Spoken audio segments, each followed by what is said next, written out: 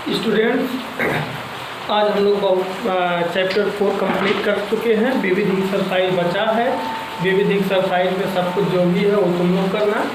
अब अगला एक्सरसाइज है चैप्टर 5 बहुपद और उनके गुणनखंड। तो अब इसको हम लोग देखेंगे। आज हम लोग चैप्टर 5 स्टार्ट कर रहे हैं, बहुपद एवं उनके गुणनखंड। देखो, आज हम लोग एक चैप्टर स्टार्ट कर रहे हैं, बहुपद एवं उनके गुणनखंड। तो अब इसको देखते हैं। इनके कुछ परिभाषाएं हैं, उनको हम आज पढ़ लेंगे और कल से एक्सरसाइज को स्टार्ट करेंगे। देखो, बहुपद एवं उनके गुणनखंड एक्सरसाइज है। इसमें पहला डिफिनेशन है एक बीजीय व्यंजकीय बहुपद। देखो, एक टॉपिक है व्यंजकीय बहुपद। तो ये पहले देखते हैं कि व्यंजकीय बहुपद क्या है। सब डिफिनेशन आज देख लें और इसको कॉपी में नोट भी कर लेना। देखते हैं व्यंजकीय बहुपद क्या है। देखो, ऐसे बहुपद या व्यंजकीय बहुपद को सीधा सीधा ऐसा समझो, जैसे देखो ये 2x + 1 y² + 2y x + y 3x² + 2x। ये देखो, इसमें क्या है, चर और अचर।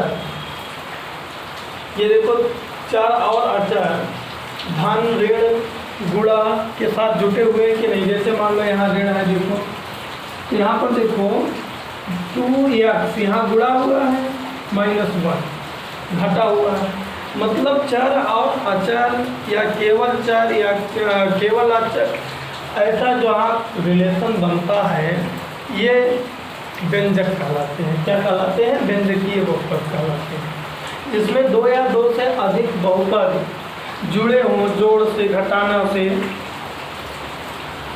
उसी को हम लोग बहुपद कहते हैं, व्यंजकीय बहुपद। देखो, यहाँ पर डिफिनेशन दिया भी है कि कुछ निश्चित चर तथा अचर, कुछ निश्चित चर तथा अचर, कुछ निश्चित चर तथा अचर, कुछ निश्चित चर तथा अचर राशियों का योग, राशियों का योग, योग अंतर गुणा भाग, योग अंतर गुणा भाग इत्यादि के संयोग को, इत्यादि के संयोग को व्यंजकीय बहुपद कहते हैं। संयोग को व्यंजकीय बहुपद कहते हैं। ये रहा इसका डिफिनेशन। अब इसको जरा समझो, ब्रैकेट में से आगे डाल दो। जैसे जो तुम्हारे बुक में एग्जाम्पल लिया वही हमने ले रहे हैं। 4x x² + 2 4x² + x + 1 8। ये सब क्या है?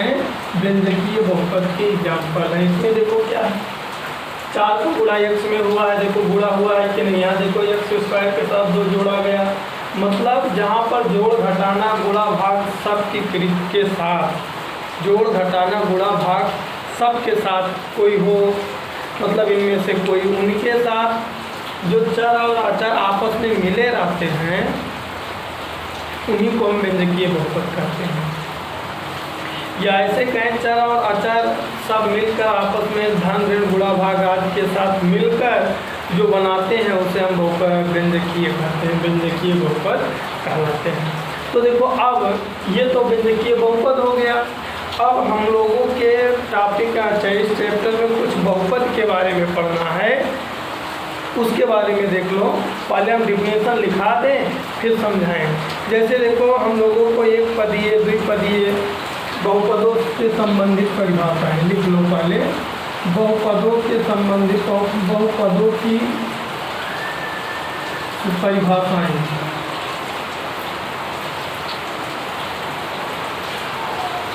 बहुपदों की परिभाषाएं। अब देखो बहुपदों की परिभाषाएं क्या है, देखो ना, बहुपद कई तरीके के होते हैं। एक पदीय बहुपद, द्विपदीय बहुपद, त्रिपदीय बहुपद, ऐसे जितने 10 पदीय 50 पदीय बहुपद होते हैं, उसमें से जैसे देखो हम एक ले रहे हैं, अभी तुम लोगों को समझ में आएगा। एक पदीय बहुपद, एक पदीय बहुपद, देखो एक पदीय बहुपद क्या है? ऐसे बहुपद जिसमें केवल और केवल एक पद हो। जैसे देखो, जैसे 2x, अब देखो, अब ये नहीं समझ में आएगा अभी तुम लोगों को। जैसे देखो 2x + 3, इसमें देखो ये पद यहाँ है, एक पद यहाँ है। अगर होता 2x² तो केवल और केवल एक पद है। अगर लिखा है 2x² + 3x + 1 तो यहाँ 3 पद है कि नहीं है? तो ऐसे जब हमारे बहुपद में केवल एक पद हो, जैसे 2x² या 2x3, 2, 3x + 1x, देखो इन सब में एक पद है। ऐसे बहुपद जिनमें एक पद होते हैं उन्हें हम एक पदीय बहुपद कहते हैं। यहाँ पर एक पदीय बहुपद का डिफिनेशन लिख सकते हो। एक पदीय बहुपद का डिफिनेशन क्या? ऐसे बहुपद जिनमें एक पद होते हैं। क्या? ऐसे बहुपद जिनमें एक पद होते हैं, जिनमें एक पद होते हैं, एक पदीय बहुपद कहलाते हैं। क्या कहलाते हैं? एक पदीय बहुपद कहलाते हैं। जैसे 2x, 3x², 5y3, 3z, xy, ये सब क्या कहलाते हैं? एक पदीय बहुपद। इसमें देखो केवल और केवल एक पद बहुपद है। ऐसे द्विपदीय बहुपद अगर मान लो हो, ऐसे मान लो कोई द्विपदीय बहुपद हो, तो द्विपदीय बहुपद में क्या जरूरी होगा कि कम कितने पद हों? 2 पद हों। जैसे 3y² + 1 x³ + xy + 2x, ये देखो इन सब में क्या है? 2 पद है ना। तो इसी तरीके से अब दूसरा हेडिंग द्विपदीय बहुपद। अब इसको तुम लोग करना, द्विपदीय बहुपद, द्विपदीय बहुपद। अब इसमें तुम लोग लिखना ऐसे बहुपद, अब इसको तुम लोग कंप्लीट करना। ऐसे बहुपद जिनमें क्या हों? ऐसे बहुपद जिनमें कितने पद हों? 2 पद हों। क्या कहलाते हैं? द्विपदीय बहुपद कहलाते हैं। जैसे 3y + 1, 3x² + 2, x पावर 4 + 1, ये सब क्या कहलाते हैं? द्विपदीय बहुपद कहलाते हैं।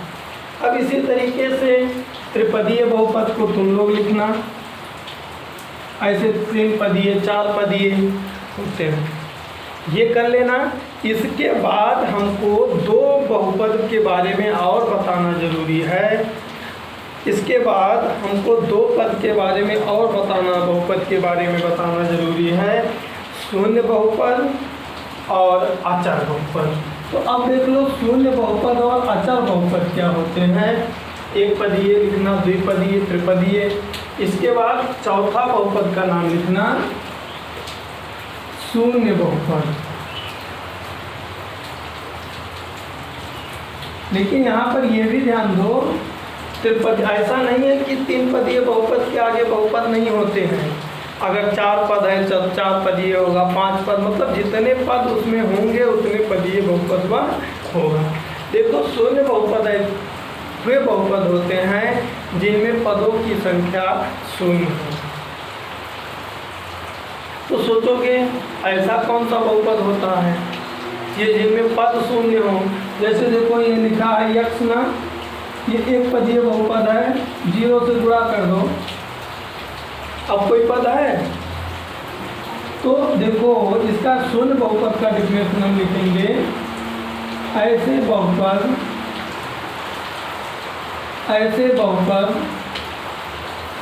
जिनमें सभी पदों के गुणांक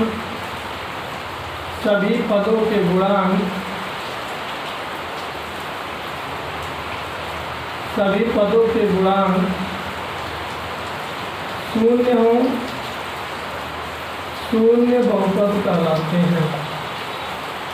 शून्य बहुपद कहलाते हैं। ये शून्य बहुपद का डिफिनेशन था, लिख सकते हो जैसे 0x, 0x square, 0y square, ये सब क्या कहलाते हैं? शून्य बहुपद कहलाते हैं। मतलब जिनमें सभी गुणांक क्या हो? 0। एक और आता है लास्ट अचर बहुपद। अचर बहुपद के भी बारे में जान लो। अचर बहुपद ऐसे बहुपद होते हैं, ध्यान देना, अचर बहुपद ऐसे बहुपद होते हैं जिनमें केवल एक पद हो, और वह भी कोई अंक हो, अर्थात वास्तविक संख्या हो। ध्यान देना, अचर बहुपद ऐसे बहुपद को कहते हैं जिनमें केवल एक पद हो।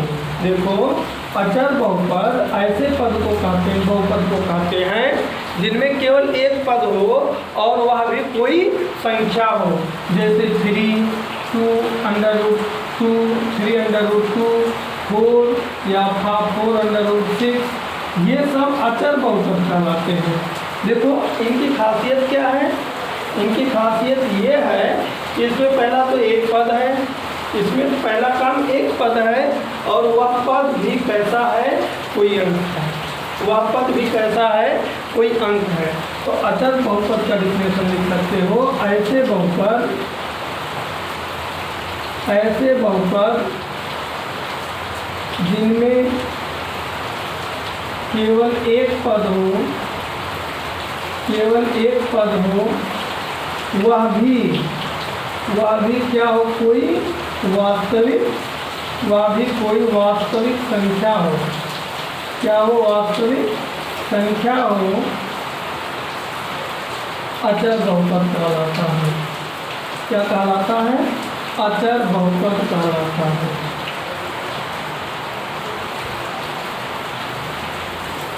जैसे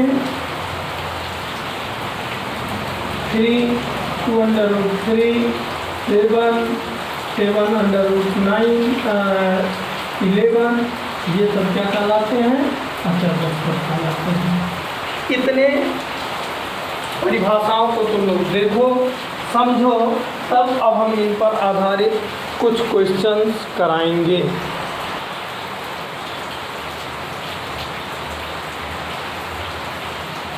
अब देखो कुछ क्वेश्चन दे हम तुम लोगों को। अब तुम लोगों को एक क्वेश्चन हम दे रहे हैं जिसमें बहुपद चेक करना है। देखो अब हम इस सबको कॉपी में नोट करते चलना। निम्न व्यंजकों में बहुपद छांटिए। निम्न व्यंजकों में बहुपद छांटिए। अब इसमें बहुपद देखना है। जैसे देखो हम 4-5 क्वेश्चन दे रहे हैं। पहला क्वेश्चन है 3x² + x + 1। 3x² + x + 1, ये देखो √5x³ + 2x² + 1, ये है √2x + √3 × √x। एक और है x³ - 3x²।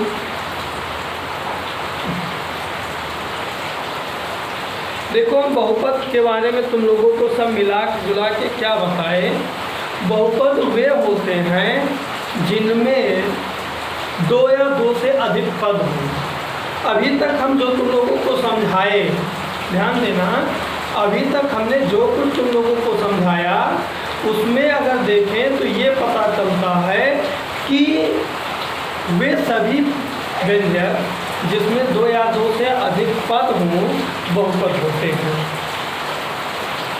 लेकिन एक चीज़ें अभी भूल गई या छूट गई, ऐसे कहो कि ऐसे देखो यक्ष चर है ना, ये मतलब जो यक्ष चर है तो जो बहुपद में चर हो उस चर के बारे में थोड़ा सा पढ़ो। जो बहुपद चर हो, चर का घात धन पूर्णांक होना चाहिए। जो चर का घात होना चाहिए वो धन पूर्णांक होना चाहिए। मतलब 1, 2, 3, 4, 34, 50 ऐसा कुछ घात होना चाहिए। ऐसा नहीं कि घात -3 हो, -1 हो या 1/2 हो। ये सब घात अगर लग गए चर के तो वह बहुपद नहीं होता है, वह बहुपद नहीं होता है। वो बहुपद कब होगा? जब उस पर घात जो होगी वह एक धन पूर्णांक होगी। जैसे देखो यहाँ लिखा है 3x², x पर 2 की घात, x पर 1 की घात, दोनों धन पूर्णांक हैं। यह बहुपद है, यह बहुपद है। यह बहुपद क्या है? x के सभी घात क्या है? धन पूर्णांक में है, इसलिए यह क्या है? एक बहुपद है। और कैसा बहुपद है? बाई चांस क्वेश्चन में तो पूछा नहीं है कैसा बहुपद है, लेकिन अगर हमको ये भी चेक करना होता कि ये कैसा बहुपद है तो हम लोग चेक कर लेते। जैसे देखो 1 पद, 2 पद, 3 पद, ये कैसा बहुपद है? त्रिपदीय बहुपद है। कैसा बहुपद है? त्रिपदीय बहुपद है। तो इसका आंसर क्या होगा? दिया गया व्यंजक, लिखो इसका आंसर, दिए गए व्यंजक में चर की घात, में सभी चर की घात, चर की सभी घात कैसे हैं? देखो धन पूर्णांक है, यहाँ पर 2 है, यहाँ पर 1 है, यहाँ पर मान लो 0 है। सभी घात धन पूर्णांक हैं, अतः यह एक बहुपद है, यह एक बहुपद है। जबकि यहाँ देखो, ये इसमें देखो, यहाँ पर x की घात कितनी है? 1 है, और यहाँ पर अंडर रूट मतलब 1/2 है। यह बहुपद नहीं होगा, यह बहुपद नहीं होगा। बहुपद क्यों नहीं होगा?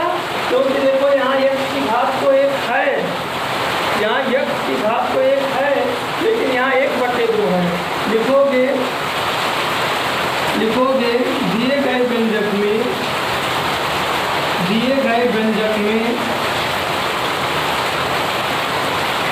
दिया गया व्यंजक बहुपद नहीं है, क्योंकि x की सभी घात धन पूर्णांक नहीं है। अब जैसे देखो, इसको देखो, x का घात धन पूर्णांक है, सही है, लेकिन देखो ये हर में है ना, जब ऊपर ले जाओगे 3x पावर -3 हो जाएगा। x की घात ऋण है, इसका मतलब यह बहुपद नहीं है। यह क्या है? बहुपद नहीं है। अब इस तरीके से तुम लोग अपना जब एक्सरसाइज देखोगे तो एक्सरसाइज में देखो क्वेश्चन नंबर 1 से लेकर के क्वेश्चन नंबर 10 तक के क्वेश्चन तुमको देखने हैं कि कौन सा बहुपद है, कौन सा बहुपद नहीं है, कौन सा एक पदीय बहुपद है, कौन सा द्विपदीय बहुपद है। तो अपने एक्सरसाइज 5.1 का क्वेश्चन नंबर 1 से ले करके क्वेश्चन नंबर 10 तक के क्वेश्चन को लगाने का प्रयास करना, और जो भी क्वेश्चन नहीं आएगा उसको मेरे पास मैसेज कर देना, उस क्वेश्चन को हम जरूर बताएंगे।